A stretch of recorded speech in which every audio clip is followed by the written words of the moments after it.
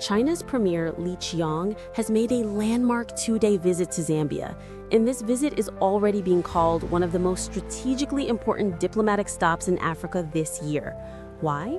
Because it centers on a crucial asset that the world's biggest economies are quietly competing for: copper, one of the most essential minerals powering modern technology. Zambia is one of the world's leading copper producers. Copper is inside our phones, electric cars, solar systems, power grids, and nearly every electronic device we depend on. As the global demand for renewable energy rises, copper has become as valuable to the green economy as oil was to the industrial age.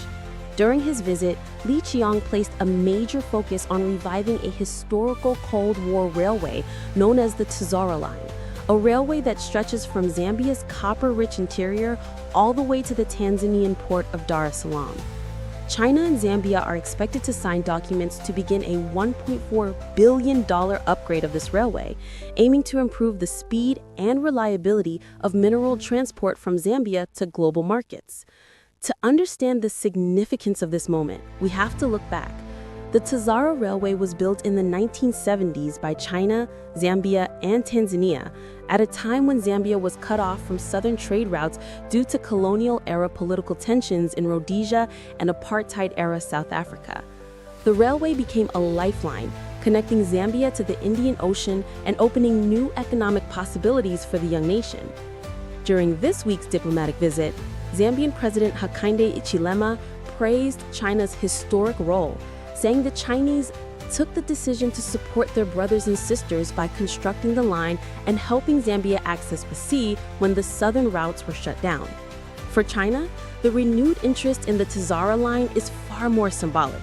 It reflects Beijing's long-term strategy, securing stable access to critical minerals, deepening economic partnerships across Africa, and strengthening its role as a major global trading power. Li Qiang emphasized this point clearly, calling China a good brother, good friend, and good partner of Zambia. He said China aims to work with Zambia in advancing modernization and building what he described as a China-Zambia community with a shared future. This visit also comes at an important moment for Zambia. The country has recently been emerging from a severe financial crisis, and fresh international investment is vital for economic recovery. China's commitment to upgrading transportation infrastructure, investing in mining, and expanding trade provides Zambia with opportunities for growth and job creation.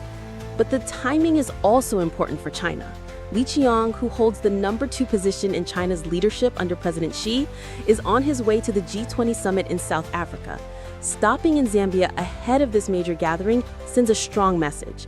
Africa, and particularly its mineral-rich nations, is a central part of China's global economic strategy. The modernization of the Tazara line could dramatically increase export efficiency, reduce transportation costs, and boost Zambia's position in the international copper market. It also strengthens China's access to a resource that is becoming more valuable with every passing year. As copper becomes more critical for clean energy systems, battery technology, and electrical infrastructure, global competition is intensifying. Western countries, too, are pushing to secure reliable mineral supply chains, but China's decades-long relationships with African nations, including this week's renewed partnership with Zambia, give it a clear head start. In many ways, this railway symbolizes the past and the future at the same time. It was once built to help Zambia overcome colonial-era trade barriers. Today, it may become a major route powering the world's transition to green energy. Li Qiang's visit underscores the importance of Africa's role in global industry, China's expanding influence, and the growing value of minerals that will shape the next generation of technology. As Zambia and China prepare to move forward with this ambitious railway upgrade, both nations stand at the center of a rapidly shifting global economic landscape, one where the race for critical minerals may define the next era of international power.